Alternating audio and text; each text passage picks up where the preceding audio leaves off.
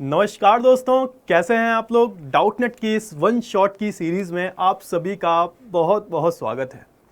तो एक बारी आपके अमित भैया फिर से आ गए हैं एक प्यारे से चैप्टर के वन शॉट के साथ। अगर मैं इस चैप्टर की बात करूं तो बहुत दिन से, मतलब लिटरली बता रहा हूं मैं, 3 से 4 महीने हो गए हैं और डिमांड आ रही थी और मेरे को जो है टाइम नहीं मिल पाया इस चैप्टर को लाने में, क्योंकि ये चैप्टर जो है मैं बहुत अच्छे से पढ़ाना चाहता था कि ये चैप्टर आप पढ़ो और कभी जिंदगी में ना भूलो।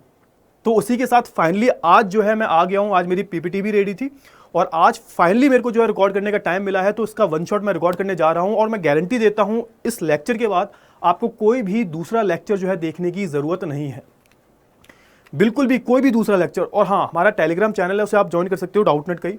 और डाउटनेट स्टूडेंट्स नाम से आप एक बार चेक करना तो शायद आपको मिल जाएगा। डाउटनेट के नाम से होगा और डाउटनेट 10th हिंदी मीडियम के नाम से है।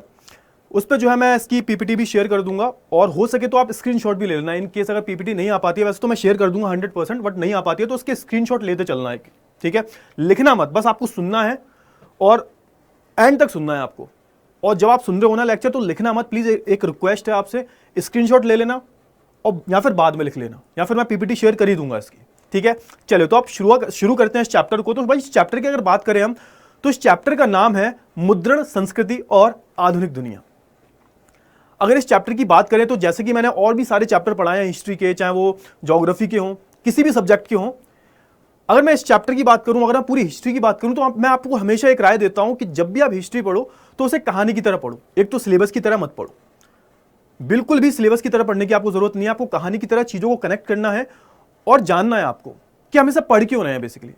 जैसे मैं इतिहास की बात करूं तो हर किसी का कोई ना कोई इतिहास होता है, किसी का भी। आप अगर कुछ फ्यूचर में कुछ बड़ा काम करोगे, कुछ ऐसा काम करोगे जिससे पूरे देश का नाम हो, आपका नाम हो, आपकी फैमिली का नाम हो, तो शायद आपका नाम भी हिस्ट्री में लिख जाएगा। क्योंकि हिस्ट्री जो होती है ना, हमेशा आम आदमी को याद नहीं रखती। हिस्ट्री हमेशा जो है महान लोगों को ही याद रखती है। आप पूरी हिस्ट्री पढ़ के देख लो, आपको कोई आम आदमियों के बारे में पता है? आपको नहीं पता होगा आम आदमियों के बारे में। आपको सिर्फ जो बड़े बड़े लोग हैं, जो बड़े राजा महाराजा हुए, जिन्होंने बहुत बड़े बदलाव किए, उनके ही बारे में जो आपको पढ़ने को मिलता है। वैसे हम बात करेंगे किसके बारे में? आज हम किसके इतिहास के बारे में बात करेंगे? तो हम इतिहास के बारे में बात करेंगे मुद्रण की। सर ये मुद्रण क्या होता है? इसको वैसे हम प्रेस, संस्कृति और राष्ट्रवाद भी बोलते हैं। जैसे दूसरे जो बोर्ड्स हैं, जैसे बिहार बोर्ड वगैरह हो गए, इनमें थोड़े से अलग नाम होते हैं, कंफ्यूज मत होना, ये दोनों एक ही हैं। अगर मैं वैसे बात करूं तो मुद्रण, संस्कृति और आधुनिक दुनिया, print culture and the modern world, इसे इंग्लिश में हम बोलते हैं। अच्छा, इसमें हम पढ़ने क्या वाले हैं बेसिकली? तो हम किसके इतिहास में पढ़ने वाले हैं? तो जैसा कि मैंने आपको बोला कि हर चीज का कोई ना कोई इतिहास है, तो भैया मुद्रण का भी कोई ना कोई इतिहास है। अब आपको सवाल आएगा कि सर मुद्रण क्या होता है? मुद्रण को वैसे नॉर्मली अगर बहुत ही सरल भाषा में बात करें तो छपाई। आज के टाइम पर भाई छपाई सब जानते होंगे। आपकी जो सुबह जो है किससे शुरू होती है? न्यूज़पेपर से। आप नहीं पढ़ते होगे तो आपके पेरेंट्स पढ़ते होंगे, कोई ना कोई तो पढ़ता होगा। और जब आप सोते होगे रात में तब भी आप पढ़ के ही सोते होगे वैसे, है ना। आप जैसे 10th के एग्जाम आने वाले हैं तो पढ़ के ही सोते होगे, तो वहां पे भी छपाई का रोल है। आप जाते हो बाहर तो आपको बहुत सारे बिलबोर्ड्स वगैरह मिलते हैं, उस पर बहुत सारे एडवर्टीजमेंट वगैरह छपे होते हैं। आपके घर में कैलेंडर होगा, आप किताबें पढ़ते हो। किताबें कहां से लाते हो? दुकान से लाते हो। बिना किताब के तो आप सोच भी नहीं सकते पढ़ने के बारे में। तो ये सब किसकी देन है भाई? तो ये सब छपाई की देन है, मुद्रण की देन है। मुद्रण को ही हम छपाई बोलते हैं। अब हम इसमें बेसिकली पढ़ने क्या वाले हैं? तो देखो, इतनी बड़ी जो चीज है छपाई, मतलब जिसकी बिना आज के टाइम पर हम अपनी इमेजिन भी नहीं कर सकते इस चीज को। क्योंकि आज के टाइम पर सोच के देखो, छपाई बंद हो जाए तो न्यूज़पेपर, मैगजीन्स और जितनी भी छपाई की चीजें हैं वो कैसे आएंगी भाई? आज जो आप अपने पूरे प्रोजेक्ट्स वगैरह बनाते हो, बड़े बड़े, मम्मी से पैसे लेके जाते हो, फिर कलर जो है फोटोकॉपी निकलवाते हो, ये जो है इसी की देन है। तो इसके इतिहास में जाने का मतलब बहुत ही, मतलब आप सोच रहे हो ना कि इसके बारे में पढ़ने जा रहे हो, आप इसके इतिहास के बारे में पढ़ने जा रहे हो कि इसका इतिहास क्या रहा होगा। कि स्टार्टिंग से ही लोग इतने एडवांस थे, स्टार्टिंग से हमारे पास प्रिंटिंग प्रेस थी, बड़ी बड़ी मशीनें थी। आज से 1000 साल पहले, 1500 साल पहले लोग क्या करते होंगे भाई? किताबें तो उस टाइम भी छापी जाती थी। तो इन सब का जो इतिहास है ना, वो हम जो है इस लेक्चर में पढ़ने वाले हैं। तो आई होप आपको पूरी जो चैप्टर की आउटलाइन है वो समझ में आ गई होगी। इस चैप्टर में हम क्या पढ़ने वाले हैं? सिंपल सी बात है कि हम पढ़ेंगे, देखो, पहला मुद्रण संस्कृति के बारे में। थोड़ा पेन सिलेक्ट करता हूं मैं। हाँ, मुद्रण संस्कृति के बारे में। अच्छा, अब मुद्रण को ना, छपाई को इसमें क्या बोला गया है? संस्कृति बोला गया है। अच्छा, हम कोई भी चीज को संस्कृति का बोलते हैं। संस्कृति का मतलब क्या होता है? कल्चर। जैसा आपका खाना पीना, आपका पहनना ओढ़ना, बोलचाल करने का तरीका, ये सब क्या है? आपके संस्कृति का ही हिस्सा है। और जो छपाई है ना, वो भी आज के टाइम पर जो हमारी क्या बन गई है, हमारी संस्कृति का हिस्सा बन गई है भाई, हमारे कल्चर का पार्ट है यार। हम डेली पढ़ते हैं, जो भी आप डेली रोजमर्रा की चीज है यूज करते हो, वो आपके कल्चर का पार्ट होती है। जो भी चीज आप डेली यूज कर रहे हो, रोजमर्रा की जिंदगी में आमतौर पर यूज करते हो, आपका खान पान, रहन सहन, पहनने का क्या तरीका है आपका, तो वो आपके कल्चर का पार्ट हो जाता है। और उसमें ही जो है मुद्रण भी आता है बेटा। अरे डेली कुछ ना कुछ तो पढ़ते होगे, न्यूज़पेपर पढ़ते होगे, किताबें पढ़ते होगे, कुछ ना कुछ तो पढ़ते होगे। तो हमने जो है मुद्रण को संस्कृति का नाम दिया है, एक कल्चर का पार्ट है हमारे। और यहां पर आधुनिक दुनिया, और किस तरीके से ये जो आज की आधुनिक दुनिया देख रहे हो, इसमें मुद्रण का कितना बड़ा रोल है।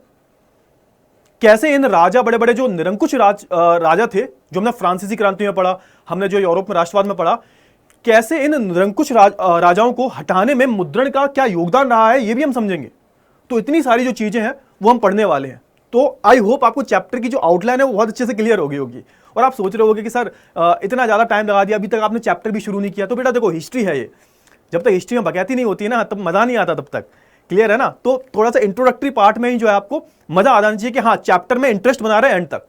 होता है ना, मूवी शुरू होती है, स्टार्टिंग में मूवी अगर बोरिंग होगी तो कैसे पढ़ोगे, कैसे पूरी मूवी देखोगे आप? तो ऐसे अगर लेक्चर स्टार्टिंग में बोरिंग होगा तो आप कैसे पूरा लेक्चर देखोगे? ठीक है ना? तो इसलिए जो है मैं इंट्रोडक्टरी पार्ट पे इतना ज्यादा समय लगाता हूं। और हाँ, आज शायद इतिहास में पहली बार ऐसा होगा कि मैं आपको हिस्ट्री का प्रैक्टिकल करवाऊंगा। एंड तक देखना, आपको हिस्ट्री का प्रैक्टिकल करवाने वाला हूं। क्या बोलोगे सर, आए? क्या बोल दिया आपने? तो भैया हिस्ट्री का प्रैक्टिकल तो करवा के रहूंगा मैं आज। अब देखो आगे आपको पता चलेगा, बस आपको एंड तक देखना है इस लेक्चर को। ठीक है? तो आई होप आपको चैप्टर का जो सार है वो समझ में आ गया होगा कि इस चैप्टर में हम पढ़ने क्या वाले हैं, है ना? छपाई के बारे में पढ़ेंगे, छपाई के इतिहास के बारे में पढ़ेंगे, अगर सिंपल सी भाषा में बोलूं मैं। चलिए आगे बढ़ते हैं। अच्छा, अब इतिहास में चलते हैं। इतिहास में कब चल रहे हैं भाई? अब इसके इतिहास में मतलब कि जो छपाई है आज के टाइम पर, तो छपाई शुरू कैसे हुई? कहीं ना कहीं से तो हुई होगी ना भाई। जैसे टीवी का आविष्कार हुआ, कंप्यूटर का आविष्कार हुआ, लैपटॉप का आविष्कार हुआ, फोन का आविष्कार हुआ, तो छपाई का पहला जो ऑरिजिनेशन जो है,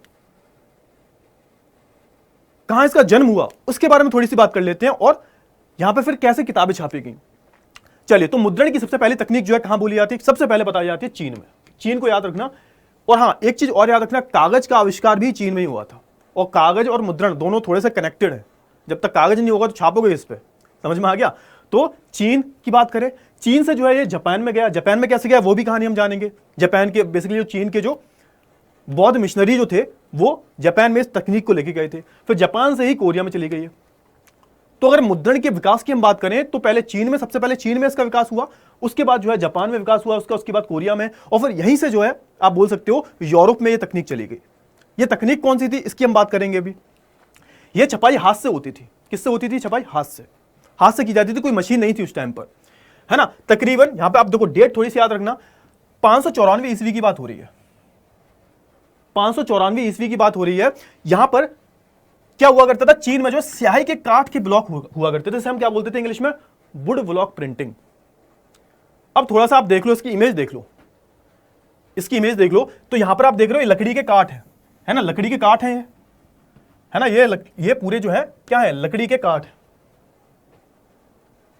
अब देखो यहां पे अक्षर छपे हुए हैं, देखो ये अक्षर जो है छपे हुए हैं इस पे।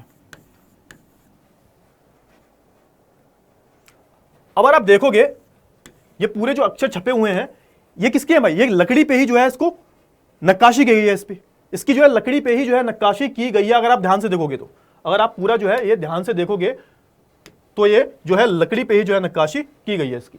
थोड़ा सा रुक जाओ बेटा,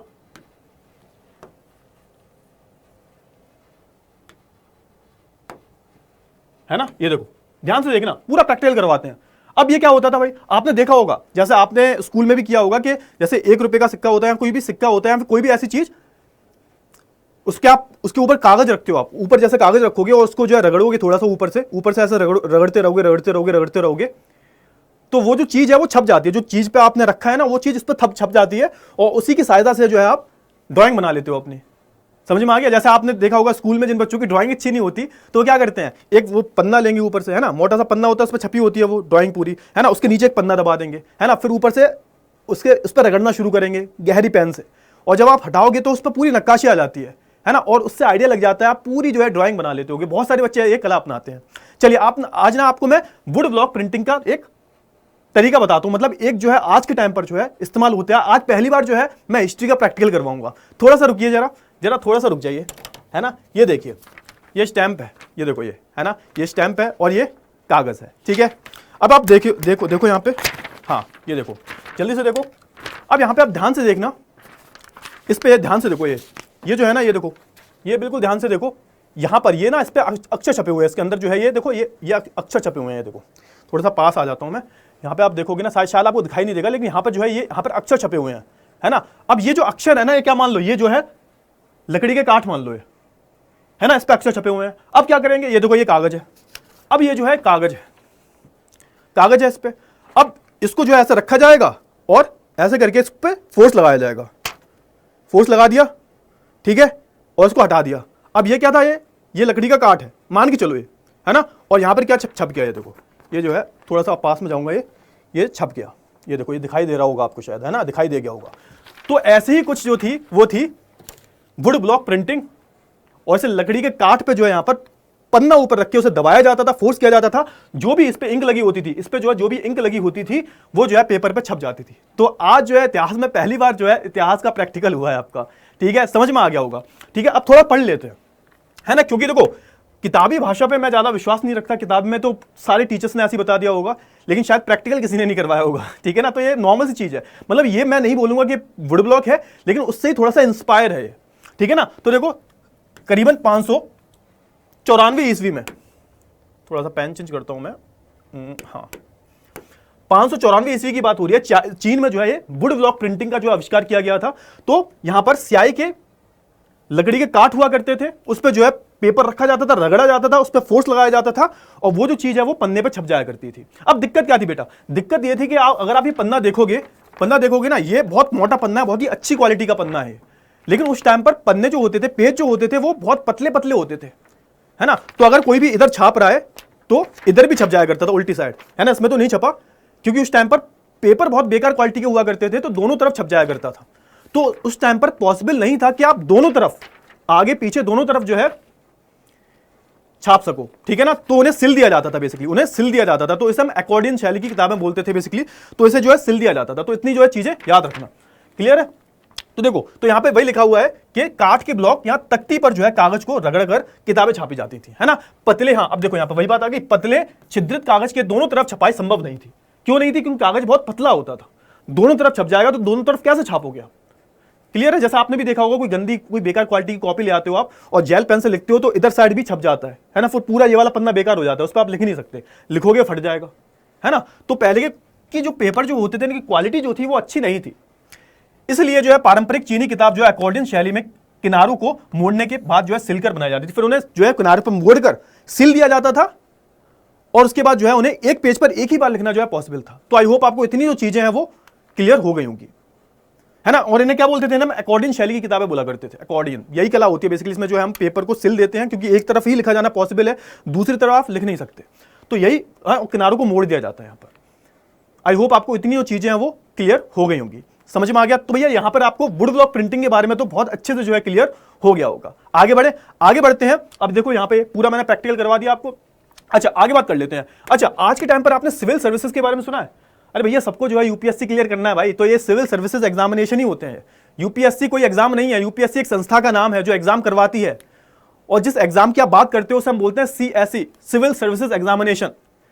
और इसका कॉन्सेप्ट जो था हमारे देश में अंग्रेज लाए थे। और जब अंग्रेज लाए थे ये कॉन्सेप्ट, तो स्टार्टिंग में भारतीयों को इसमें एंटर करने की जो है परमिशन नहीं थी, बाद में जो है परमिशन मिली है। लेकिन हाँ, ये जो आप बोल सकते हो ना, ये जो एग्जामिनेशन वाला कि सिविल सर्विसेज में एग्जाम के थ्रू जो है लोग भर्ती किए जाएंगे, ये जो चीज है सबसे पहले कहां हुई थी, तो चाइना में अगर मैं 6वीं शताब्दी की बात करूं तो यहां पर जो है एग्जाम लिया जाता था, है ना। यहां पर क्या लिया जाता था, यहां पर जो है थोड़ा सा एग्जाम लिया जाता था। और एग्जाम से क्या किया जाता था, एग्जाम से जो यहां पर जज किया जाता था। क्या जज किया जाता था कि भाई कौन जो है यहां पर सिविल सर्वेंट बनेगा। समझ में आ गया। तो सिंपल सा था। तो अगर मैं सिविल परीक्षाओं की बात करूं तो सिविल परीक्षाओं में चाइना में एग्जाम हुआ करते थे। यह 6वीं शताब्दी की बात है, 6वीं शताब्दी की। और एक डायनेस्टी थी, इसका नाम था सी डायनेस्टी। और वो जो है एग्जाम को कंडक्ट करवाती थी। उनके राज में जो है एग्जाम हुआ करता था। अगर आपको नौकरशाही बनना है भाई, अगर आपको बहुत ऊंचे लेवल पर जाना है तो एग्जाम देना ही पड़ेगा आपको। चीन में हुआ करता था ये।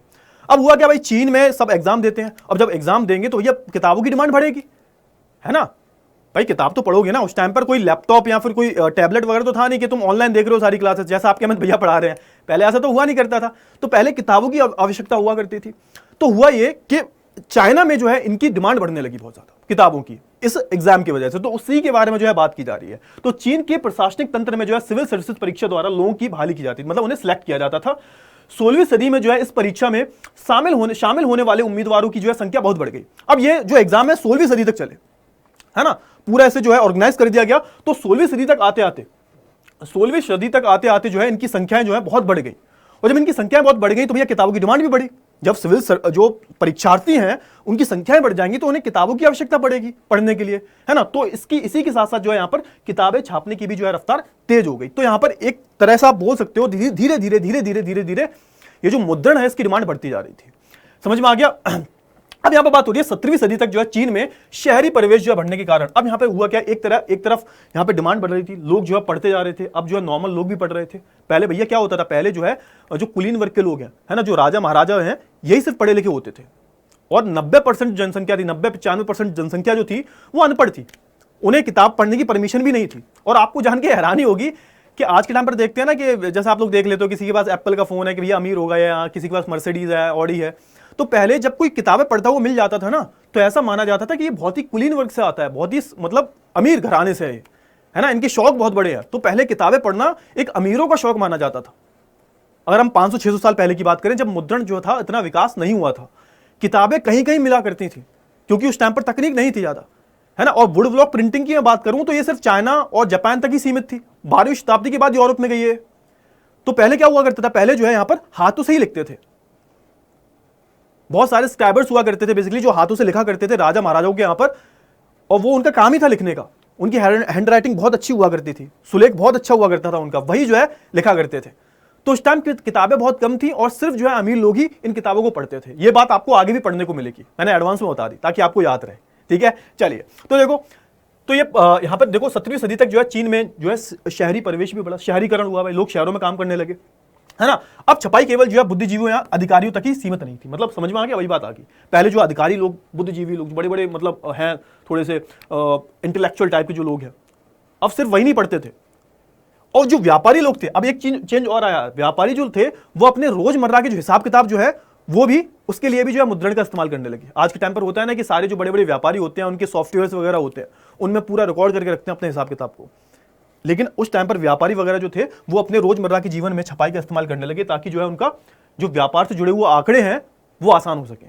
तो ऐसे करके जो है धीरे धीरे इवॉल्वमेंट हो रहा है। तो अभी तक आप कहानी समझे मैंने क्या पढ़ा है? मैंने बताया ये है, पहले मैंने बताया आपको ये जो मुद्रण, जो छपाई है, इसकी शुरुआत कैसे हुई। मुद्रण से पहले क्या हुआ करता था, सोचा आपने? तो मुद्रण से पहले जो हम हाथों से लिखते थे, वो मोर का पंख था ना, मोर का पंख है ना। और उस टाइम पर, जिस टाइम पर पेजेस नहीं थे, क्या करते थे हम? तो उस टाइम पर वेल्लम हुआ करते थे, मतलब जो जानवर की खाल होती है उसको सुखाकर जो है उसको ही पतले पतले भागों में काट के उसे उसके ही पेजेस बना लिया करते थे, उसके ही ऊपर लिखा करते थे। हमारे भारत की हम बात करें तो यहाँ पर बहुत सारे प्लांट्स ऐसे हुए, उनके ऊपर मतलब पत्तों के ऊपर लिखा जाता था, है ना। ऑक की ट्रीज वगैरह हुआ करते थे, बहुत बड़े बड़े जो ट्रीज होते थे उनसे, उनके जो बड़े बड़े पत्ते हुआ करते थे उन पर जो है लिखा जाता था, वेल्लम पर लिखा जाता था। जानवरों की छाल जो हुआ करती थी, खाल को जो है काट कर, जैसे पेड़ों की छाल पर लिखा जाता था, पेड़ों को नहीं काटते थे, पेड़ों की जो छाल होती है ना उससे जो है वो पेपर बनाते थे, ठीक है। और उस पर जो हाथों से लिखा करते थे। फिर जो है चीन में ये तकनीक आ गई, और चीन में जब ये तकनीक आई तो ये पूरी दुनिया में मशहूर होने लगी। क्लियर है ना। तो अब तक हमारी कहानी यहां तक पहुंची है, थोड़ा सा कनेक्ट करते हुए चलना, समझ में आया? चलिए, तो आई होप आपको इतना जो है क्लियर हो गया होगा, ठीक है। चलिए आगे बढ़ते हैं। और अब यहां पे बताओ, अब देखो यहां पर अब तक क्या था भाई, अब तक जो है जो भी किताबें वगैरह लोग पढ़ते थे ना, बड़ी धार्मिक किताबें होती थी। धार्मिक किताबें जैसे बाइबल, कुरान, है ना, और जो भी ईश्वर से जुड़ी हुई किताबें वो। लेकिन अब क्या हुआ, यहां पर एक बदलाव नजर आया। अब इसके अलावा जो है यहां पर थोड़ा सा इवॉल्वमेंट हो रहा है, देखो, है ना। जैसे अभी मैं थोड़ा सा कनेक्ट कर लिया, अगर कनेक्ट करने का ही देर है, बस कनेक्ट कर लिया तो जान जाओगे। जैसे आज के टाइम पर हम बात करें तो पहले लोग क्या थे, पहले लोग मूवीज वगैरह देखते थे, है ना। अब जैसे कोविड आया, कोविड में, है ना, कोविड आया प्लस जियो प्लस कोविड, कोविड ने एक बहुत बड़ा रिवॉल्यूशन किया, क्रांति ला दी भाई, जियो ने और कोविड ने। ऑनलाइन एजुकेशन को कोविड से पहले कौन ही जानता था? बहुत कम बच्चे, 5%, 10%। कोविड में 2 साल में क्या हुआ, ये जो ऑनलाइन एजुकेशन था ये पीक पे चला गया।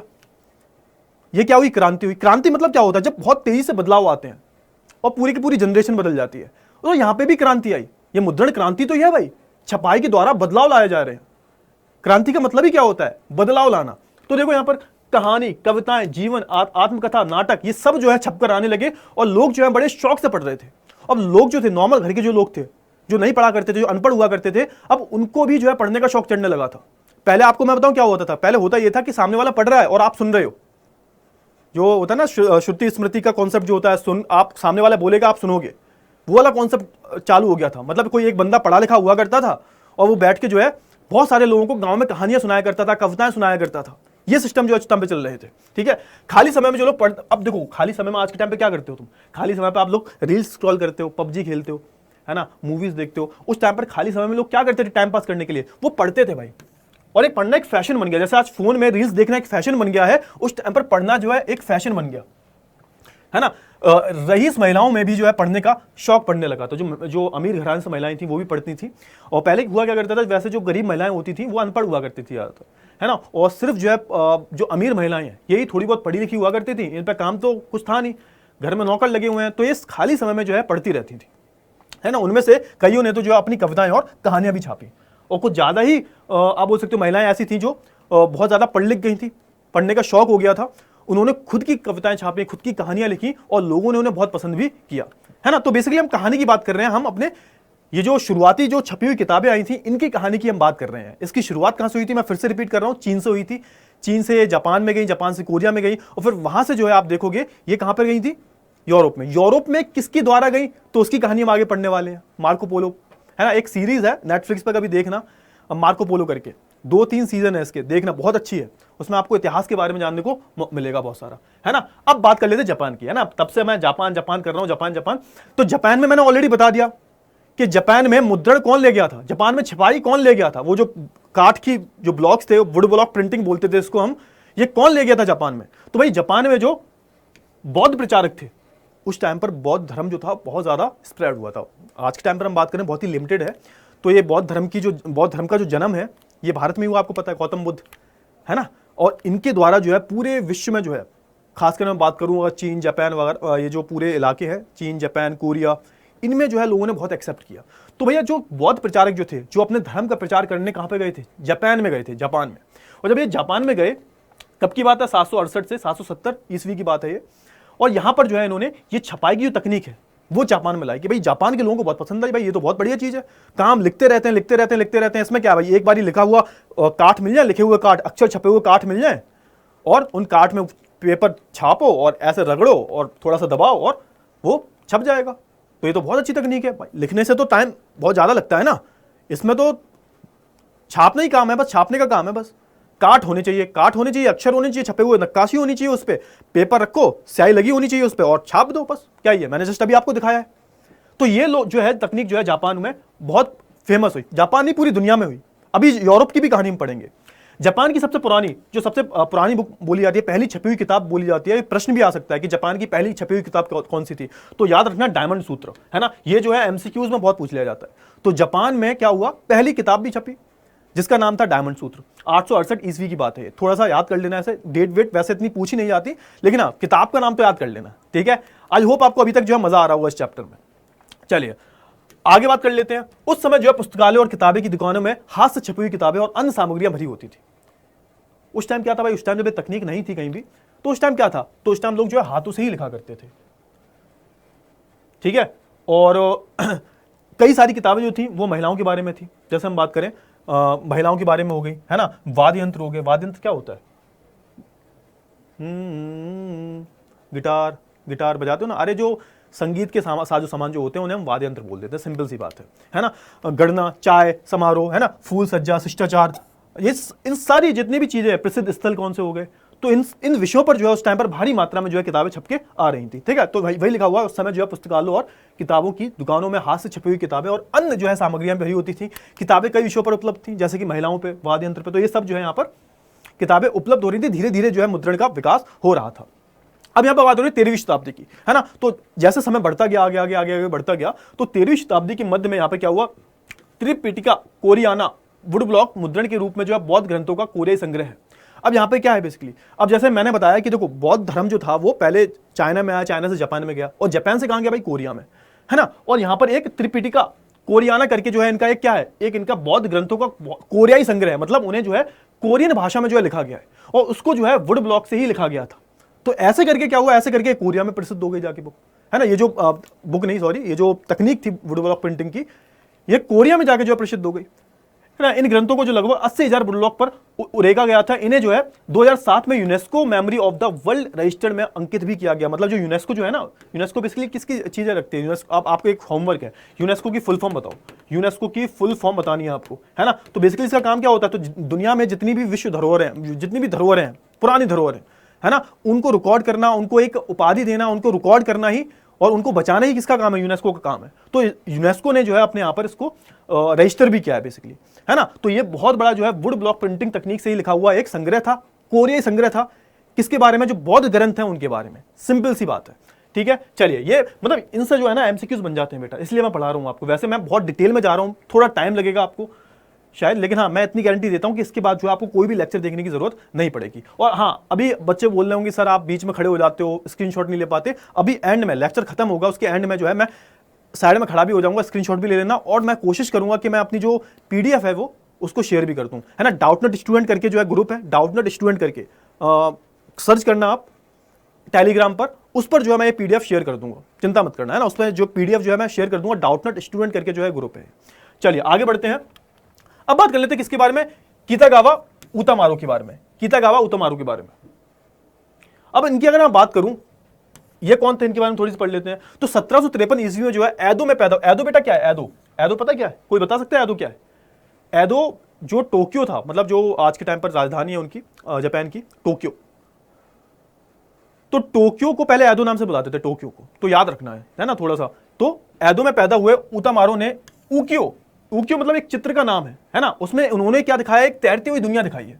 उकियो क्या है, एक तैरती हुई दुनिया दिखाई है इन्होंने अपने चित्र में, है ना। तो इन्होंने एक चित्रकला को प्रस्तुत किया, और बाद में जो है चित्रकला ने यूरोपीय चित्रकारों को बहुत ज्यादा प्रभावित किया। तो बस इतना याद कर लेना, इसमें ज्यादा कुछ पढ़ने की बात नहीं है। इनका नाम याद कर लेना, कितागावा उतामारो, है ना, और उकियो का नाम याद कर लेना। ये क्या है, बेसिकली तैरती हुई दुनिया है। तो इससे जो है एमसीक्यू क्वेश्चन जो है बन जाते हैं।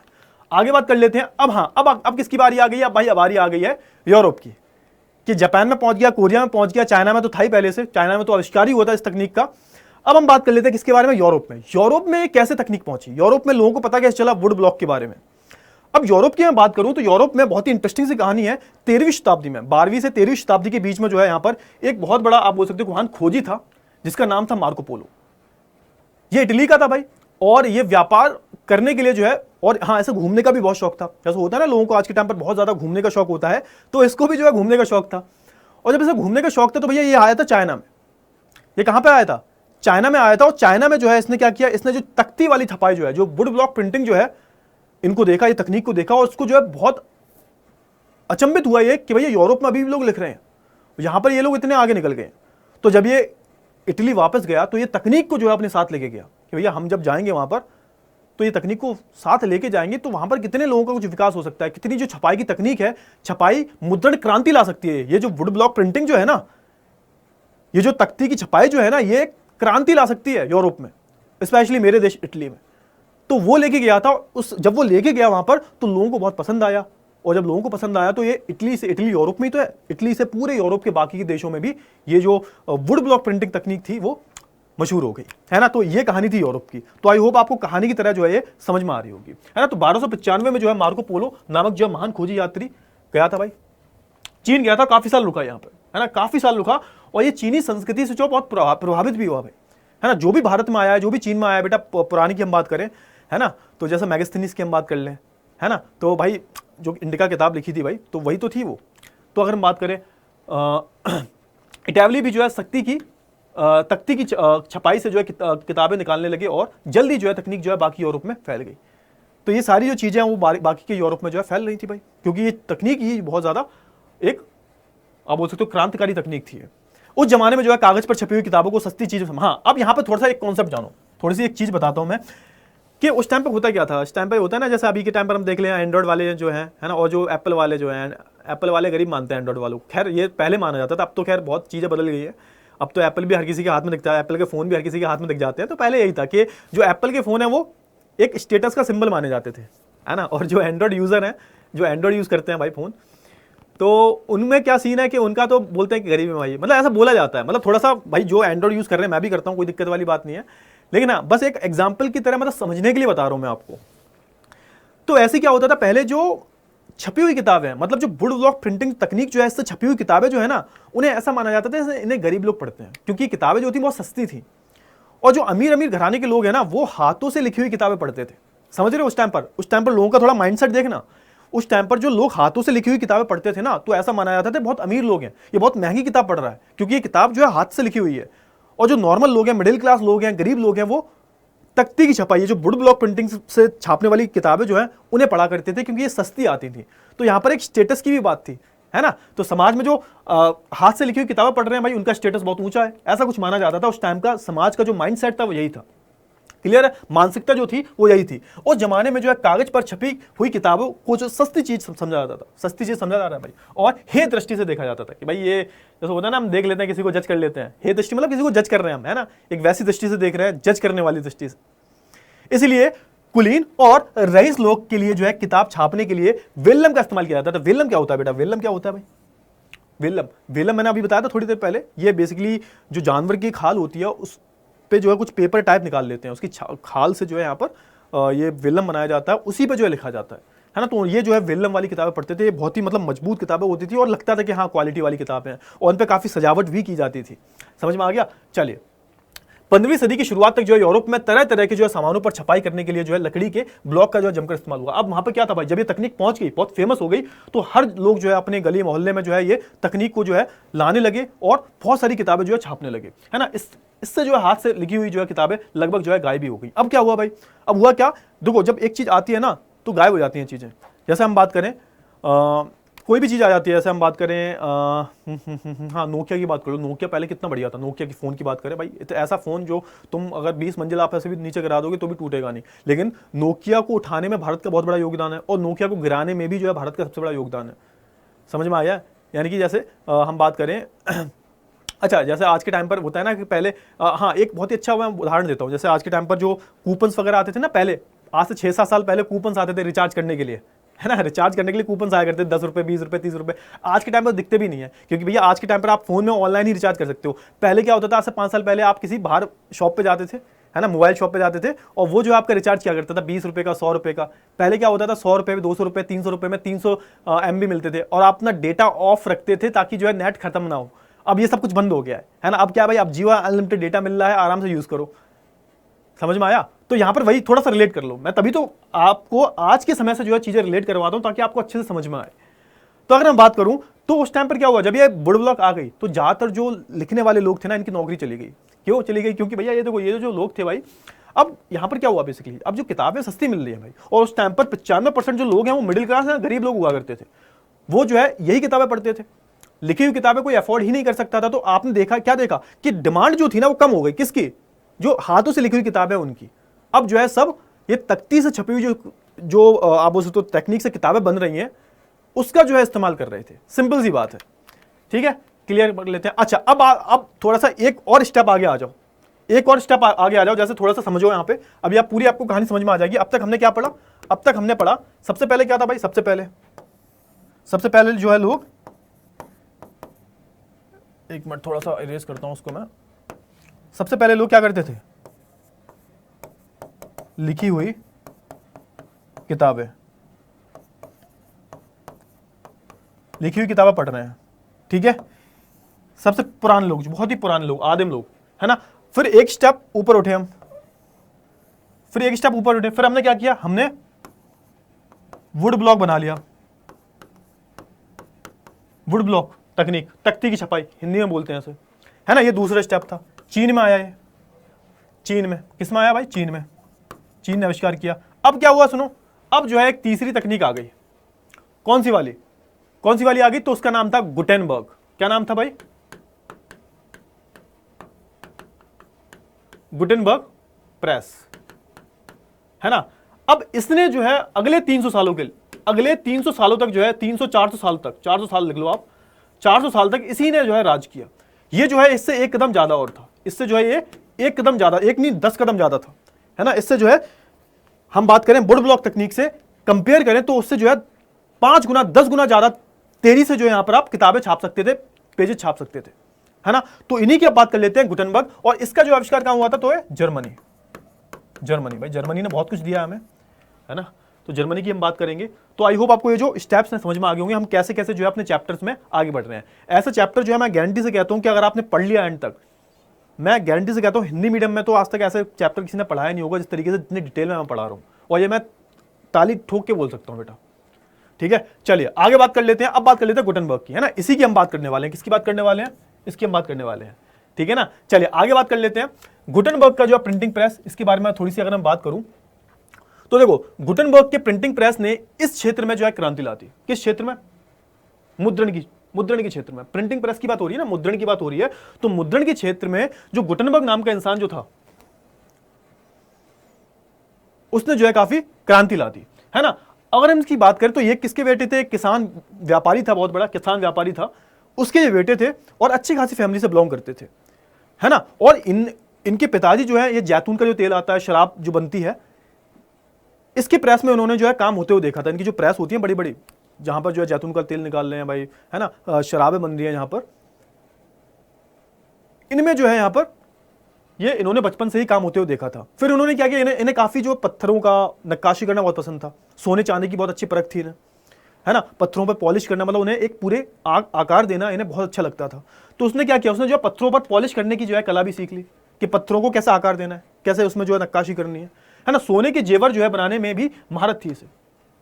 अब जो सोने के जेवर बना रहा है, ऑब्वियस सी बात है उसको ये तो करना आते ही होगा, किसको कैसी शेप देना है, किस अक्षर को कैसे शेप देना है। समझ रहे हो ना कि बचपन से ही इनको ऐसे जो है बड़े हुए थे कि जो नक्काशी वाले काम है, जो पॉलिश करने वाले काम है, उनको जो है बहुत अच्छे से आते थे और उन्हें महारत हासिल थी। और वह जो है लेड के सांचे भी बनाते थे। लेड एक वो होता है, एक मेटल होता है, बेसिकली एक खनिज है। लेड की बात करें तो उसके सांचे भी बना रहे हैं। सांचे का मतलब क्या होता है? सांचा पता ना, सांचा क्या होता है? जिससे वो शेप आ जाती है, जो सांचा बनाओगे वैसी ही शेप आ जाएगी, है ना। और इन सभी का इस्तेमाल, हाँ, और इन सांचों का इस्तेमाल जो है ये जेवर बनाने के लिए करते थे। धीरे धीरे क्या हुआ, धीरे धीरे समय बढ़ा, और होता है ना कि एक आपका इनोवेटिव माइंड होता है, कुछ नया करने की आप में चाह होती है, तो इनके अंदर भी थी। और उसी के साथ जो है ये लेके आ गए क्या, इसी के साथ जो है इन्होंने बना दी भाई गुटेनबर्ग प्रिंटिंग प्रेस, जो कुछ ऐसी दिखती थी, गुटेनबर्ग प्रिंट। अब यहां थोड़ा सा समझो, अब थोड़ा देखो, किताबी भाषा देखोगे तो उसमें कुछ पल्ले नहीं पड़ेगा।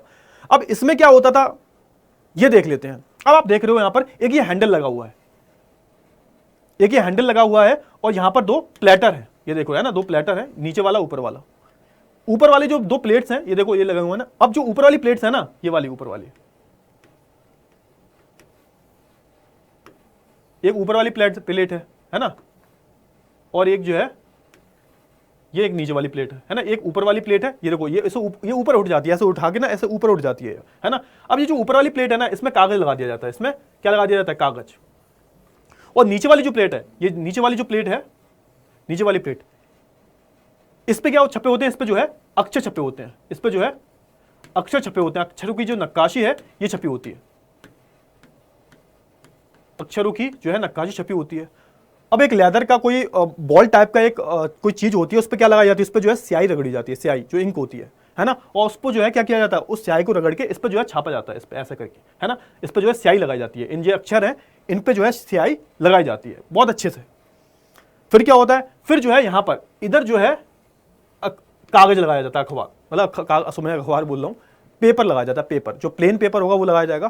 प्लेन पेपर जब लगाएंगे और फिर इसको जो है, इसको ये देखो आप ऐसा है ना, इसको जो पलट दिया जाएगा, इसके ऊपर रख दिया जाएगा, है ना। इसको जो है इसके ऊपर रख दिया जाएगा ऐसे करके, ऐसे, ये है ना, ये देखो ऐसे, ये नीचे डला हुआ, ये ऊपर है ना। थोड़ा इमेजिन करो, थोड़ा सा इमेजिन करो, इसको जो है इसके ऊपर रख दिया जाएगा, ठीक है। जब इसके ऊपर रख दिया जाएगा तो ये ऐसी शेप में आ जाएगा, है ना। अब हुई है ऐसी वाली शेप, कागज ऊपर लगा है, इसको जो है नीचे डाल दिया जाएगा। इधर स्याही लगी हुई है, इधर काठ थे, काठ वाले जो अक्षर छपे हुए हैं इस पे जो है स्याही लगा दी जाती है। फिर इसको जो है प्लेटर को, ऊपर वाले प्लेटर जो अपर प्लेटर है, इसको जो है डाल दिया जाता है नीचे, है ना। और फिर इसको जो है अंदर खिसका दिया जाता है ऐसे करके, है ना। तो ये जो है ना, इसको थोड़ा सा अंदर खिसकाया जाता है। तो ये दिख रहा है ना आपको, ये देखो, ये जो दिख रहा है, फिर से देखो थोड़ा सा, ये जो दिख रहा है ना आपको, ये भारी सा दिख रहा है, अब ये किस काम के लिए है? अब ये जो है दबाने के लिए है। क्या दबाने के लिए भाई? पेपर को दबाने के लिए। अब ये जो है इसके अंदर खिसका दिया जाएगा, है ना, ये खिसका दिया जाएगा अंदर, और ये जो दिख रहा है ना हैंडल, हैंडल से जो है इसको घुमाया जाएगा, मतलब फोर्स लगाया जाएगा। अरे भाई समझ लो ना, यही बात समझ लो। ये अरे फिर से आ जाओ इस पे। ये जो तकनीक है ना, ये कुछ नहीं है। ये देखो, ये क्या है? ये मान के चलो हैंडल है, इसका हैंडल क्या है? ये है, ये लाल लाल दिख रहा है ना। और ये क्या है भाई? ये अखबार है नीचे, है ना। और ये क्या है भाई? ये जो नीचे वाला दिख रहे हो आप, ये जो नीचे वाला देख रहे हो, ये जो पोर्शन देख रहे हो, ये वाला नीचे वाला, है ना, ये क्या है? ये है।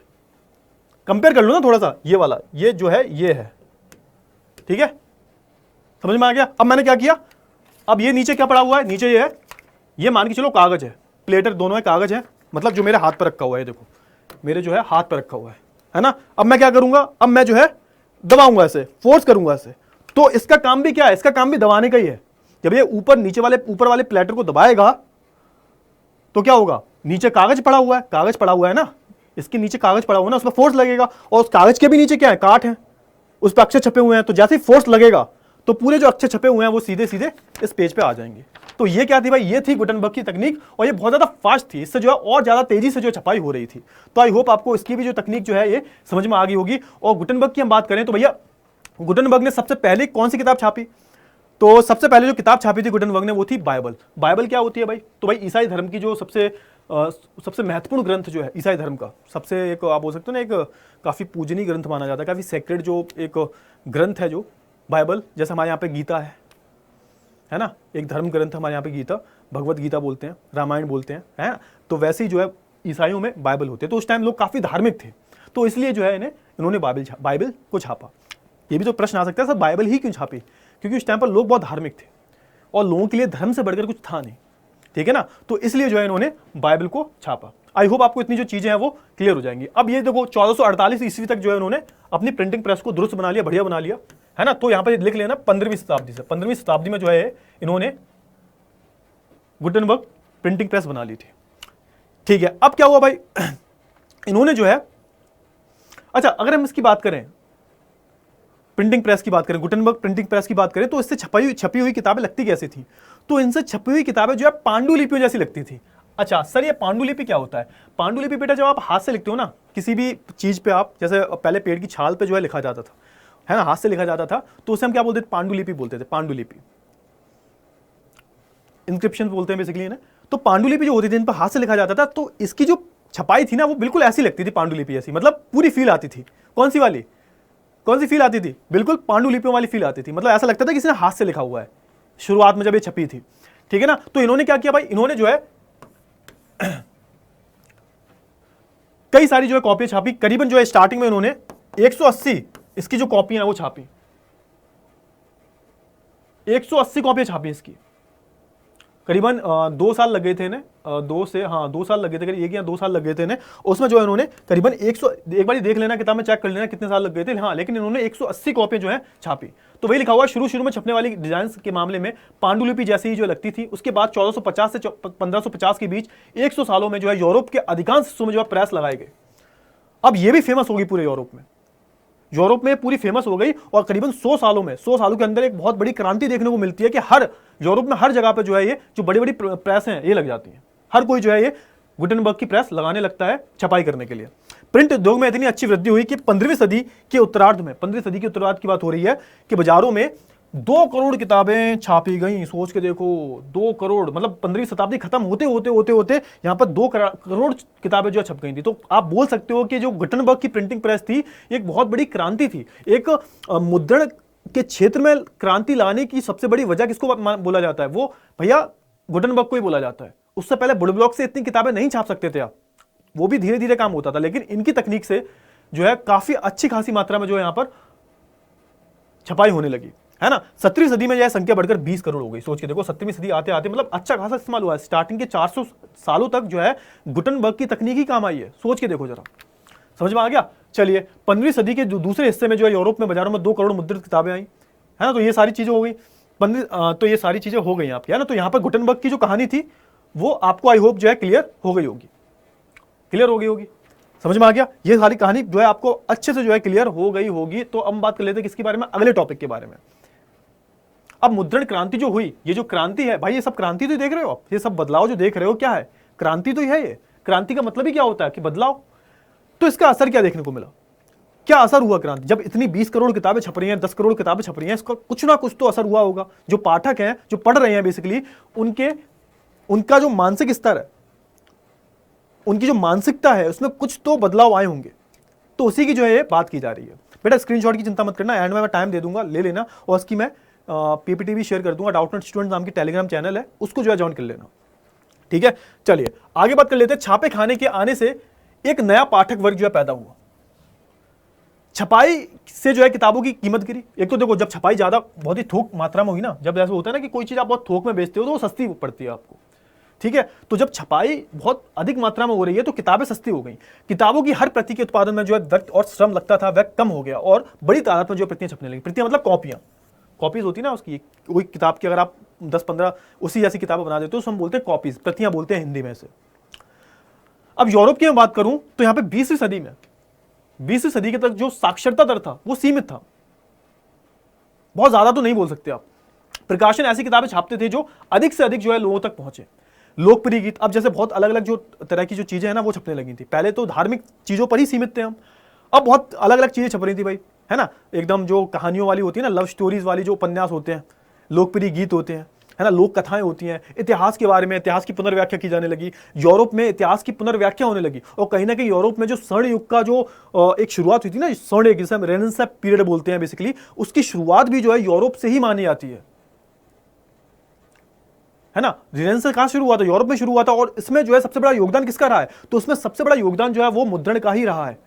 कि जैसा आज आपको यूरोप दिखता है ना, इतना एडवांस दिखता है, अपने आप को इतना एडवांस बताते हैं, सभ्य बताते हैं, सिविलाइज्ड बताते हैं वो, तो उसमें जो है कहीं ना कहीं मुद्रण का भी जो है साथ दिया है, मुद्रण ने भी उनका साथ दिया है। कि जब लोग किताबें पढ़ने लगे, लोग पढ़ लिख गए, तो लोगों के अंदर सवाल आने लगे, है ना। लोगों ने यूरोप की पुनर्व्याख्या की, यूरोप के इतिहास की पुनर्व्याख्या की, अलग अलग किताबें लिखेंगे, अलग अलग दार्शनिकों का जो है जन्म हुआ। इन्होंने जो है अपने विचारों से लाखों करोड़ों पूरे के पूरे यूरोप के लोगों को जो है प्रभावित किया। और जो उस टाइम पर राजा थे, निरंकुश राजा रजवाड़े जो थे, इनकी सत्ता का अंत कैसे हुआ है, उसमें भी कहीं ना कहीं मुद्रण का बहुत बड़ा रोल रहा है।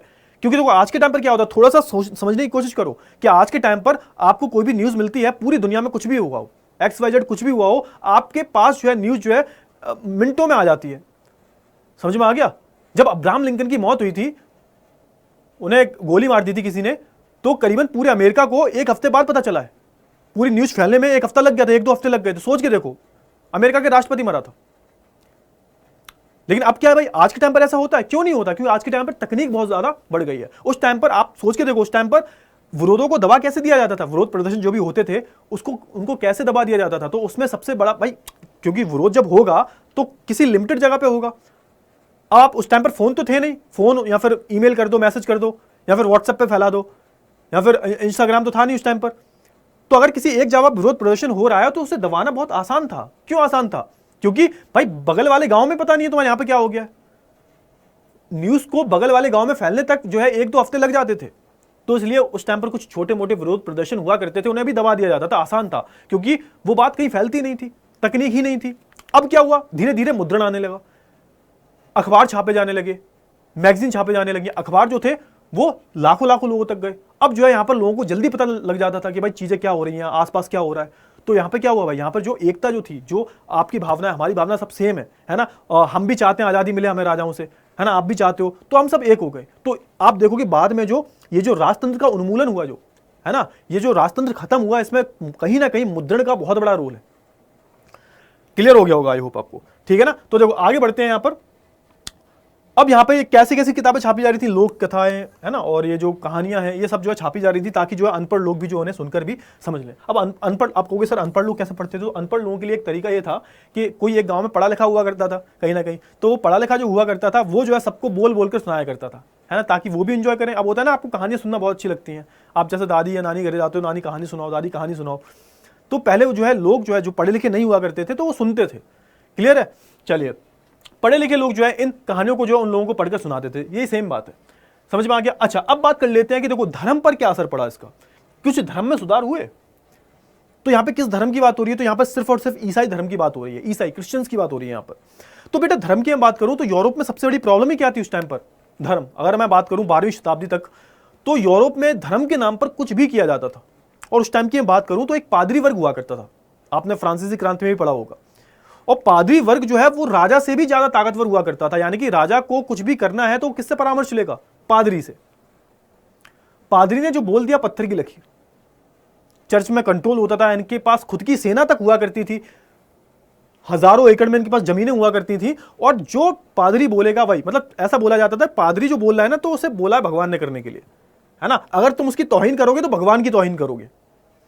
तो ये सब जो है उस टाइम पर चल रहा था। कहां पर चल रहा था? यूरोप में। अब होता है ना कि एक चीज की लिमिट होती है ना, होता है ना कि पानी जब सर से ऊपर चला जाता है तो लोग जो है क्रांति करते हैं। कोई ना कोई एक इंसान ऐसा पैदा हो जाता है, भाई कोई क्रांति करके चला जाएगा। हमारे भारत में गांधी जी पैदा हो गए थे, भगत सिंह पैदा हुए, तो इनके यहाँ पे भी कोई ना कोई पैदा हुआ होगा, है ना। तो यहाँ पे मैं बात कर रहा हूँ मार्टिन लूथर की। मार्टिन लूथर ये एक पादरी भी थे, धर्म सुधारक भी थे, टीचर भी थे। ये बहुत अच्छे पादरी थे। ये पादरी तो थे, लेकिन ये जो जितनी भी चर्च की कुरीतियां हैं उनके खिलाफ थे।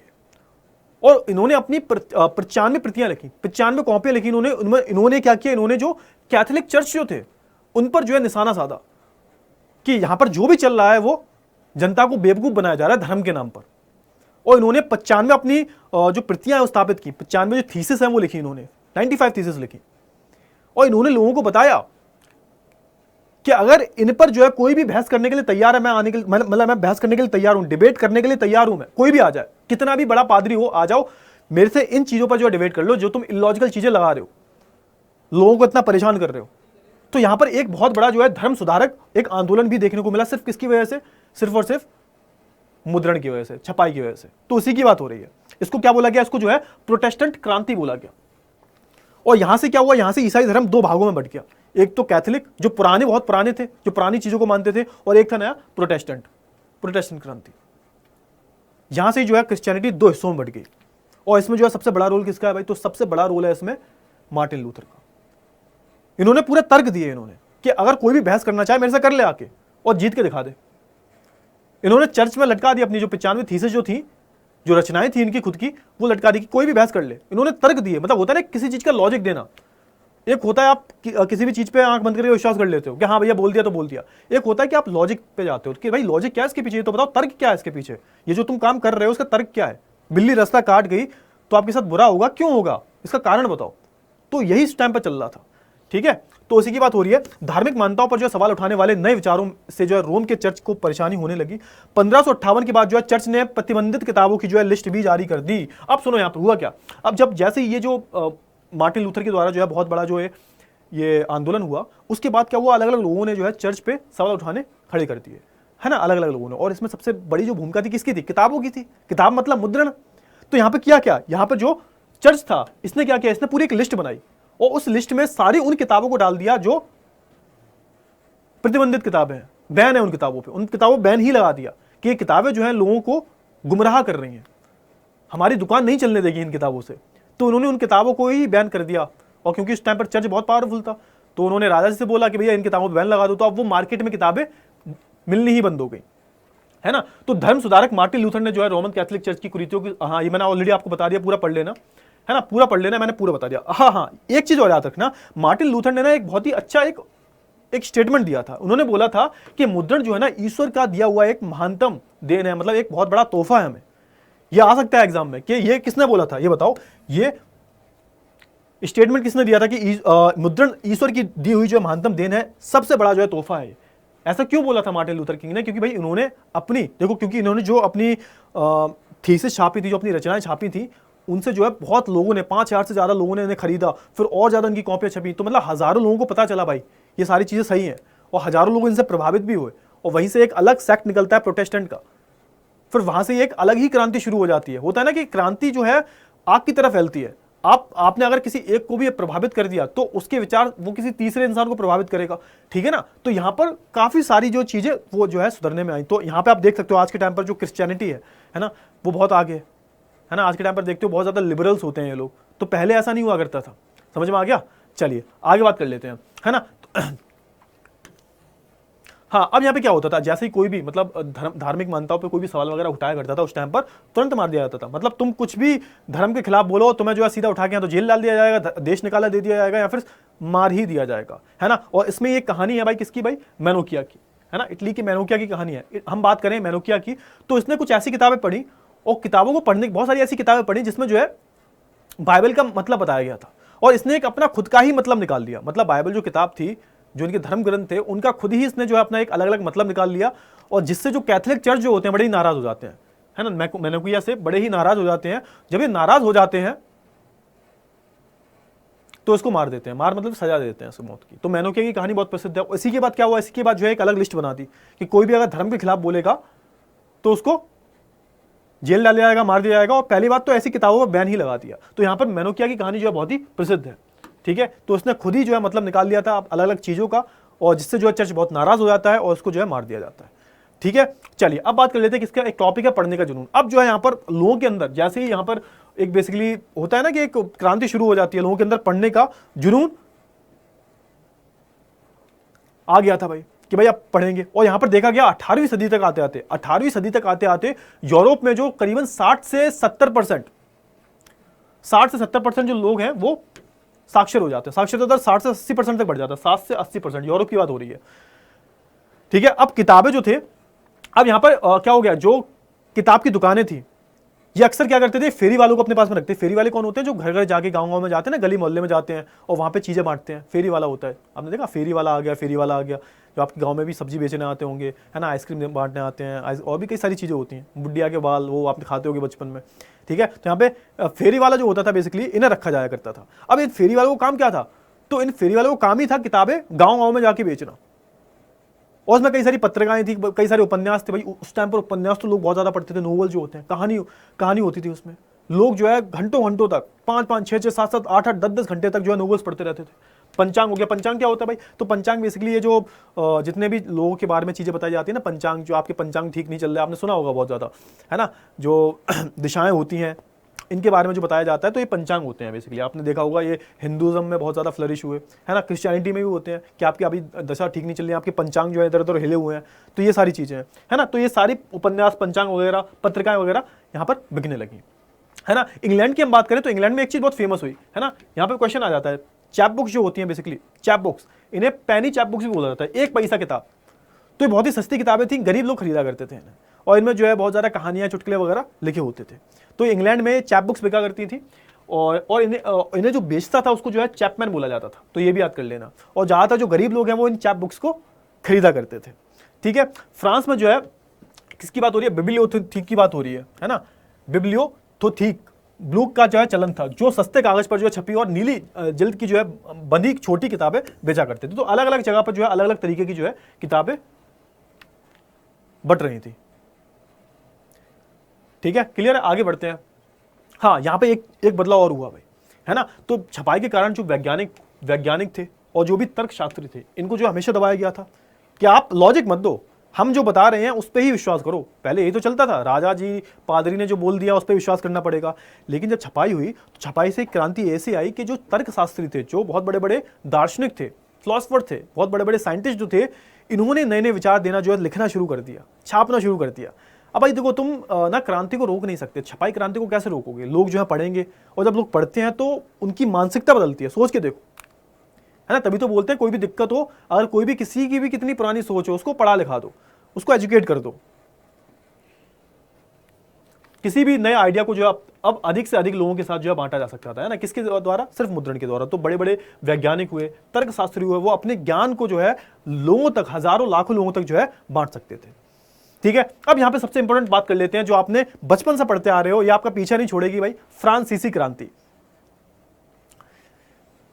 फ्रांसीसी क्रांति की बात करें हम तो भाई मुद्रण संस्कृति में जो है फ्रांसीसी क्रांति, मुद्रण का रोल क्या है, मुद्रण का क्या रोल है फ्रांसीसी क्रांति में, ये बेसिकली इस टॉपिक में हम पढ़ने वाले, है ना।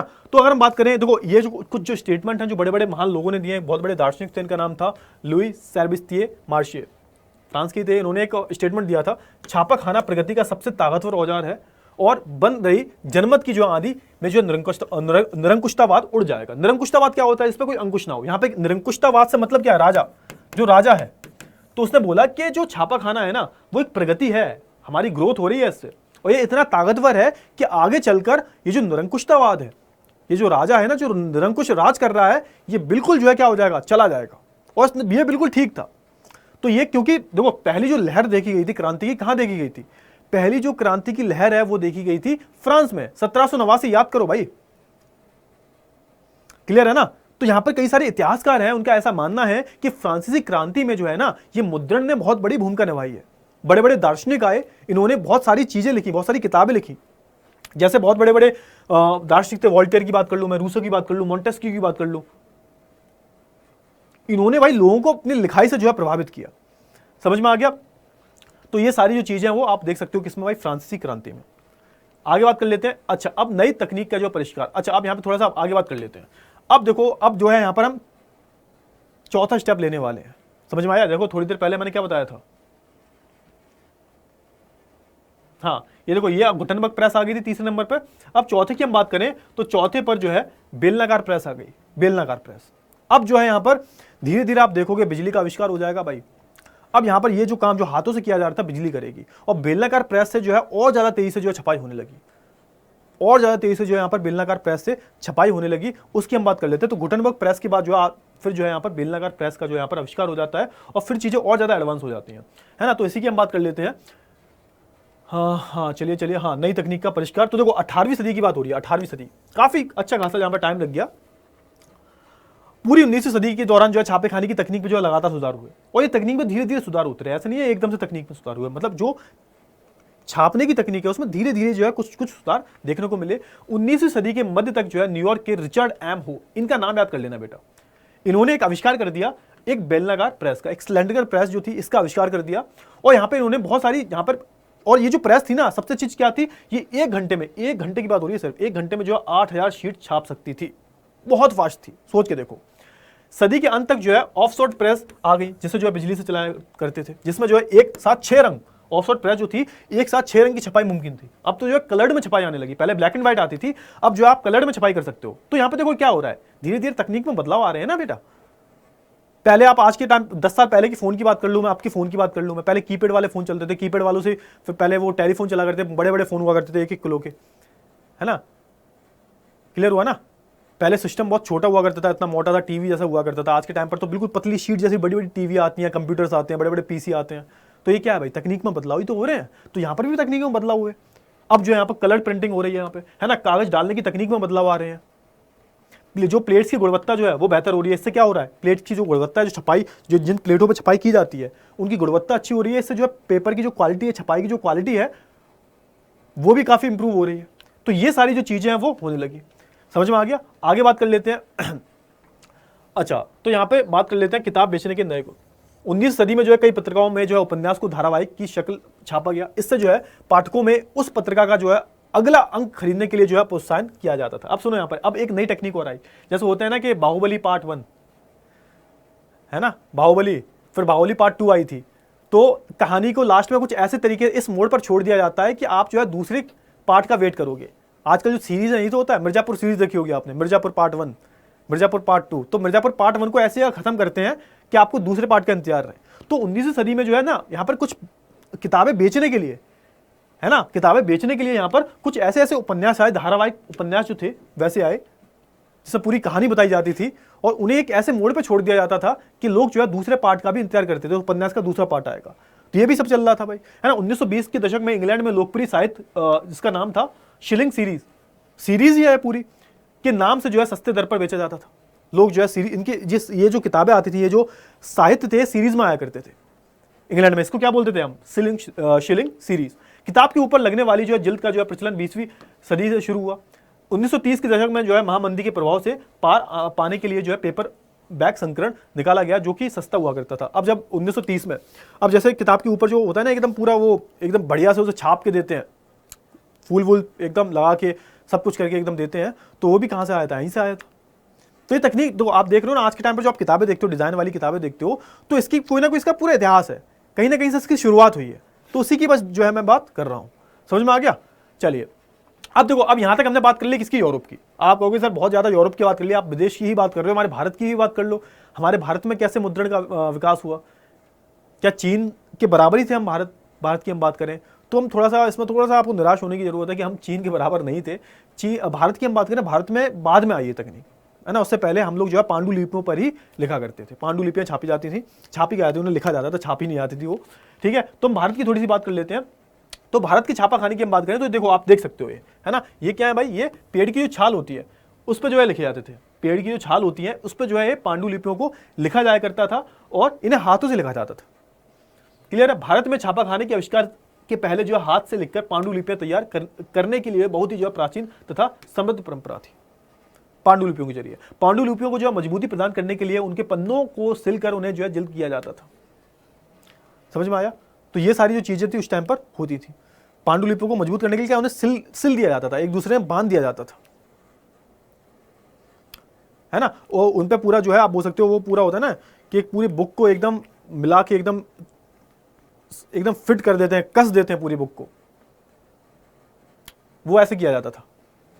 मुगल काल में भी जो है अरबी तथा फारसी में पांडुलिपि लिखेंगे। जब मुगल काल आया है ना, बात करें अकबर की, औरंगजेब की, तो यहाँ पर अरबी भाषा में और बहुत सारी ऐसी रचनाएं हैं, इनका जो अनुवाद भी किया गया दूसरी भाषाओं में।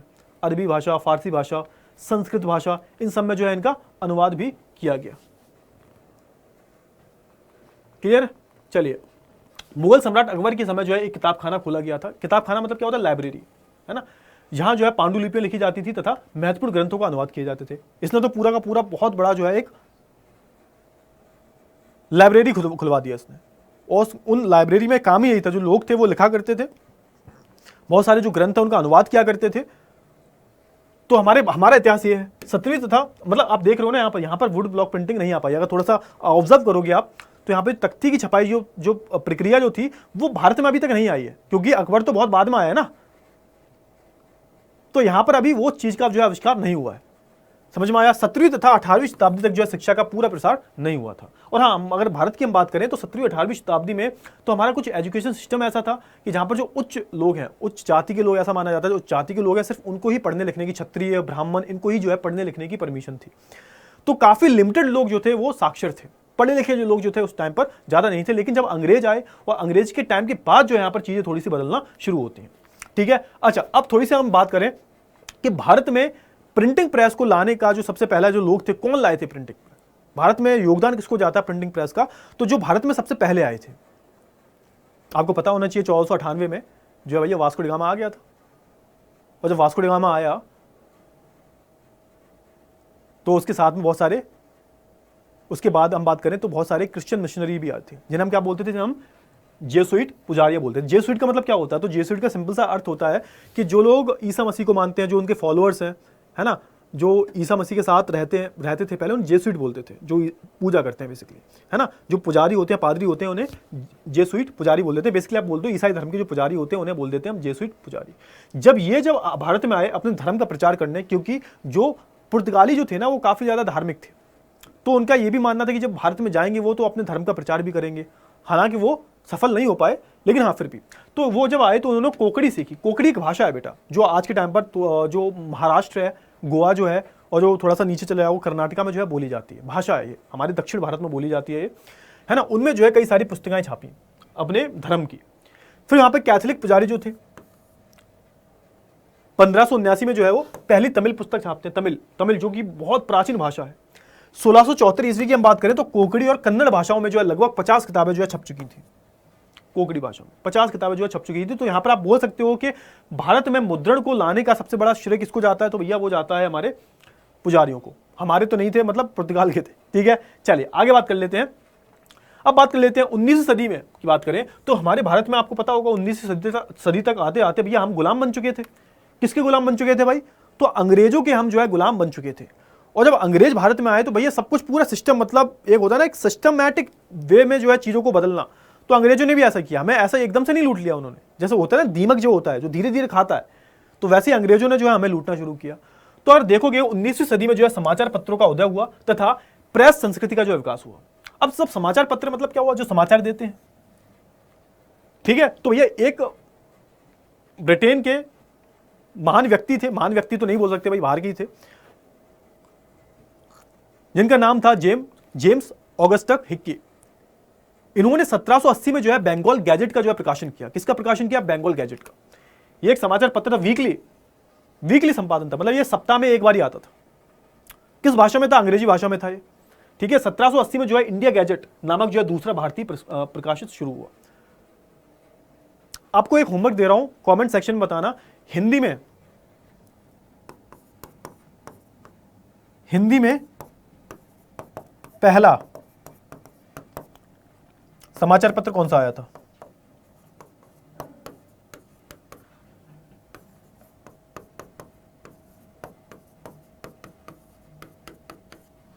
हिंदी में, ये क्वेश्चन आपके लिए होमवर्क है ये। हिंदी में सबसे पहले जो समाचार पत्र आया था, संपादित हुआ था जो, वो कौन सा था? आपको जो है कमेंट सेक्शन में जो है इसको बताना है आंसर। मैं देखूंगा सबका और कोशिश करूंगा एक हार्ट भी दे दूं, ठीक है। चलिए, तो देखो 18वीं सदी के अंत तक जो बंगाल में कलकत्ता कैरियर, ये अलग अलग जो प्रकार जो है ना, आप बोल सकते हो, ये जो समाचार पत्र हो गए, प्रकाशन हो गया अलग अलग, ये आ रहे थे। अब इनका काम क्या था? तो भाई जो भी सरकार कर रही है, जो भी सरकार के कामकाज है, उनको जो है प्रकाशित करना ही जो है इनका काम हुआ करता था, ठीक है। अब जैसे जैसे आप देखोगे एशियंटिक मिरर हो गया, ओरिएंटल स्टार हो गए, तो ये सब जो है यहाँ पर आते थे। और यहाँ पर कई सारे जो है यहाँ पर एक प्रोपेगेंडा वाले जो है समाचार पत्र थे, जिसमें जो है अंग्रेजों को काफी बड़ा चढ़ा के दिखाते थे। अंग्रेजों की नीतियां हैं उनको काफी जो है उनकी प्रशंसा की जाती थी, उन्हें प्रेज किया जाता था अंग्रेजों की नीतियों को, है ना। और फिर हम भारतीय भी पीछे नहीं थे भाई, भारतीयों ने भी जो है इसका जवाब दिया। इसके अलावा जो है इंडिया गैजेट जो है, बंबई गैजेट, हेरल्ड तथा मद्रास कैरियर, मद्रास गैजेट आदि जो समाचार पत्र छापे गए। इनके नाम थोड़े से याद कर लेना, इतनी जरूरी नहीं है वैसे तो, लेकिन हाँ फिर भी थोड़े से याद होने चाहिए। तथा अंग्रेजी व्यापारी और ईसाई मिशनरी की गतिविधियों की जानकारी देने के लिए जो है प्रकाशित होते थे। अब यहाँ पर जो ईसाई मिशनरी जो थे, ये भी पीछे नहीं थे, ये भी अपनी विचारधाराओं को संपादित करते थे भाई, लोगों को पढ़ाते थे। लोग पढ़ेंगे, ईसाई धर्म को जानेंगे, ईसाई धर्म को अपनाएंगे, तो उसी के लक्ष्य में जो है सब ये किया करते थे, है ना। फिर उसके बाद एक आप देखोगे संवाद कौमुदी, इसका नाम याद कर लेना। संवाद कौमुदी जो थे 1821 में भारतीय भाषा में प्रकाशित होने वाला पहला समाचार पत्र था, संवाद कौमुदी। ये प्रकाशन, हाँ, ये प्रकाशन किसने किया था? तो राजा राममोहन रॉय ने। संवाद कौमुदी जो था, एक प्रकाशन किसने किया था? ये प्रकाशन किया था राजा राममोहन रॉय ने। उन्होंने 1882 में फारसी में भी एक समाचार पत्र निकाला, इसका नाम था मिरातुल अखबार। क्या नाम था? मिरातुल अखबार। ये किस भाषा में था? फारसी भाषा में। तो ये भी प्रश्न आ सकता है भाई, प्रश्न जो है भाई किसी भी भाषा में आ सकता है, क्लियर है। चलिए, राममोहन रॉय ने जो अंग्रेजी में ब्राह्मणिकल मैगजीन भी प्रकाशित की। तो भैया ये बहुत ज्यादा इंटेलिजेंट थे, अगर हम बात करें तो इन्हें भी एक तरह का जो है समाज सुधारक बोला जाता है। राजा राममोहन रॉय की बात करें हम तो इनके बारे में थोड़ा सा पता होना चाहिए कि सती प्रथा जो बैन हुई थी उसमें जो है इनका बहुत बड़ा रोल था। समझ में आ गया? तो देखो 1822 में जो है बंबई से गुजराती दैनिक समाचार, दैनिक बंबई का जो प्रकाशन किया गया।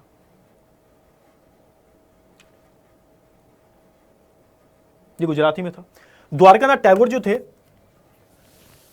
प्रसन्न कुमार टैगोर तथा राजा राममोहन रॉय ने जो है 1830 में बगदत्त की स्थापना की। तो ये सारे जो है स्थापना भारतीय लोगों द्वारा जो है की जा रही है ना, भारतीय लोगों द्वारा जो है की जा रही है। 1831 की हम बात करें तो इसमें जो है जामे जमशेद करके जो है यहाँ पर एक प्रकाशन हुआ था, अखबार प्रकाशन था ये। 1851 में जो है गोफ्तर तथा अखबार सौदागर प्रकाशित हुआ। तो ये सारी जो है यहाँ पर प्रकाशन हो रहे हैं भारतीयों में। और ये यहाँ पर जो भारतीय लोग थे ना, इनका मेन मकसद क्या था? तो इसमें भी कई सारी अलग अलग चीजें थी।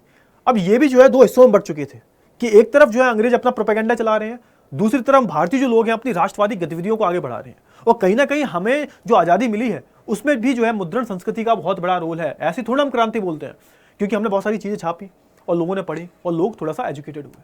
लेकिन प्रॉब्लम पता है क्या थी? प्रॉब्लम एक ये थी कि उस टाइम पर लोग बहुत कम पढ़े लिखे थे, बहुत कम। उस टाइम पर भारत में 14 या 15% जो था वो साक्षरता दर था। तो दिक्कत वो थी, तभी लिमिटेड लोग जो थे वो जानते थे कि अंग्रेज जो हमें लूट रहे हैं, बाकी सब तो गुलामी कर रहे थे। ठीक है, आगे बात कर ले। 1874 की हम बात करें, 1874-75 के बीच जो है लंदन में इसी पत्र के जो है संवादना सुरेंद्रनाथ टैगोर तथा मनमोहन घोष इंडिया मिरर का प्रकाशन हुआ। इंडिया मिरर का किसने किया भाई? तो यहां पर सुरेंद्रनाथ टैगोर की बात हो रही है और यहां पर मनमोहन घोष की बात हो रही है। यह उत्तरी भारत भारतीयों द्वारा जो है संपादित एकमात्र जो है दैनिक समाचार था। केशव चंद्र ने जो है सुलभ समाचार नामक जो है बंगाली भाषा में आया था, बंगाली भाषा में जो है दैनिक भास्कर प्रकाशित किया। ठीक है, मोतीलाल घोष की हम बात करें, मोतीलाल घोष के संपादन में जो है 1868 में अंग्रेजी बंगला अमृत बाजार पत्रिका जो है साप्ताहिक रूप से आरंभ की गई। अब हुआ क्या, 1878 में जो है लिट्टन ने वर्नाकुलर प्रेस एक्ट के पारित होने के बाद इसका प्रकाशन अंग्रेजी भाषा में होने लगा। अब हुआ क्या था, ये अभी इसके बारे में बात करेंगे। ये जो वर्नाकुलर प्रेस एक्ट क्या था इसके बारे में बात करेंगे। ये लिट्टन उस टाइम का जो वाइसरॉय था उसके द्वारा जो है पारित किया गया था 1878 में। इसके बारे में थोड़ी सा 5 मिनट रुक जाओ, उसके बारे में बात करने वाले हैं। जब हुआ क्या भाई, जब ये एक्ट पास हुआ तो ये बैन हो गया अमृत बाजार पत्रिका। इसको बैन करने के लिए ही जो है वर्नाकुलर प्रेस एक्ट लाया गया था, लेकिन बाद में क्या हुआ, बाद में जो है इसे अंग्रेजी भाषा में जो कर दिया, क्योंकि जो वर्नाकुलर प्रेस एक्ट जो था वो भारतीय भाषाओं पे लगता था, लोकल की जो भाषाएं उन पे लगता था, अंग्रेजी भाषा पे नहीं लगता था, है ना। हरिश्चंद्र प्रकाशित किया जाए जिसमें जो है देश प्रेम तथा समाज सुधार को जो है प्रमुख रखा गया, है ना। तो इनमें जो है मेन जो मुद्दा क्या होता था, समाज सुधार होता था, राष्ट्रवादी भावनाओं को अपने उजागर करना कि भाई देखो जो अंग्रेज क्या कर रहे हैं, भाई राष्ट्रवादी गतिविधियों को बढ़ाना ही इन प्रकाशनों का जो है मेन लक्ष्य हुआ करता था। ठीक है, राष्ट्रवादी विचारों की अभिव्यक्ति करने वाले पत्रिकाओं में से बालकृष्ण भट्ट का हिंदी प्रदीप रामकृष्ण वर्मा के भारत जीवन का महत्वपूर्ण स्थान है। हिंदी प्रदीप की अगर हम बात कर लें और भारत जीवन की हम बात कर लें, इनके नाम याद कर लेना बेटा। अंग्रेजी मासिक पत्रिका हिंदुस्तान रिव्यू की स्थापना 1899 में सच्चिदानंद सिन्हा द्वारा की गई। ये भी बहुत बड़े स्वतंत्रता सेनानी थे हमारे देश में। 1862 की हम बात करें तो एम जी रांडे ने क्या लिखा भाई, इंदु प्रकाश तथा 1913 में फिरोज शाह मेहता ने क्या लिखा भाई, तो इन्होंने बॉम्बे क्रॉनिकल नाम की जो है प्रकाशन किए। इनका मेन लक्ष्य यही था कि कैसे करके जो है हम राष्ट्रवादी गतिविधियों को आगे तक पहुंचाएं। ठीक है, तो ये सारी चीजें हुई। आई होप आपको ये जो सारी चीजें हैं वो आपको क्लियर हो गई होंगी, समझ में आ गया। चलिए अब बात कर लेते हैं प्रिंट और महिलाओं के बारे में। अच्छा, महिलाओं का क्या रोल है, भारतीय महिलाओं की बात हो रही है, बाहर की महिलाओं की बात नहीं हो रही, भारतीय महिलाओं की जो है बात हो रही है। तो हम बात करें, कई जो लेखक थे वो महिलाएं भी थी और इन्होंने जो है अपनी जीवन दशा के बारे में बताया, महिलाओं की जीवन दशा के बारे में बताया कि महिलाओं की कितनी बुरी हालत है। और अगर स्पेशली बात करें जो मध्यम वर्ग की महिलाएं हैं, इनके अंदर जो है पढ़ने की ललक बहुत जो है जाग चुकी थी। जैसे जो मध्यम वर्ग की, स्पेशली जो अमीर घराने की, है ना, वो खाली टाइम में जो है पढ़ना जो है पसंद करती थी। और कुछ स्त्रियां तो ऐसी भी थी जिनके घर में ऐसा माना जाता था कि अगर वो पढ़ी लिखी आ गई हैं, पढ़ लिख गई, तो उनकी पति की डेथ हो जाएगी। ऐसा माना जाता था कि पहले बहुत ज़्यादा मतलब पुरानी सोच थी हम लोगों की, तो ऐसा मानते थे कि अगर कोई औरत पड़ जाती है घर में तो वो जो है बैड लक लाती है, वो अच्छी नहीं होती फैमिली के लिए, उसका हस्बैंड जो है मर जाएगा। तो ऐसा पहले माना जाता था। लेकिन फिर भी जो है कुछ महिलाओं ने ऐसी फैमिली होने के बाद भी जो है पढ़ाई की, घर पे पढ़ी और इन्होंने जो है एक अलग ही लेवल सेट किया, खुद की जो है इन्होंने किताबें भी लिखी। ठीक है, चलिए लेकिन यहाँ पर बात करें, पुरातन पंथी हिंदू और मुसलमान अभी भी जो है स्त्री शिक्षा के खिलाफ थे, है ना। उनका मानना था कि शिक्षा से लड़कियों के दिमाग पर बुरे प्रभाव पड़ते हैं। सोच के देखो कितनी गलत सोच थी उस टाइम पर। लोग चाहते थे कि क्या चाहते थे लोग, कि उनकी जो बेटियां धार्मिक ग्रंथ पढ़े, लेकिन उसके अलावा जो है और कुछ ना पढ़े। ये चाहते थे सिर्फ धार्मिक ग्रंथ पढ़े, उसके अलावा कुछ नहीं पढ़ना चाहिए। उर्दू, तमिली, बंगाली और मराठी में प्रिंट संस्कृत का जो है विकास पहले ही हो चुका था, लेकिन हिंदी में जो है ठीक तरीके से प्रिंटिंग की शुरुआत 1870 के दशक में ही हो पाई थी और दूसरी भाषा में हो गया। यहाँ पे थोड़ा जानने वाली बात यह है कि हिंदी का बाद में हुआ है। और जैसे बंगाल की हम बात करें, पहला भारतीय भाषा जो पहली भाषा जो थी। अच्छा, एक और होमवर्क ले जाओ, एक होमवर्क और दे रहा हूं मैं आपको, एक होमवर्क पहला से दे रहा हूं मैं। भारतीय भाषा में जो सबसे पहला जो प्रकाशन था उसका नाम बताना है आपको। ये बंगाली भाषा थी, बंगाली भाषा,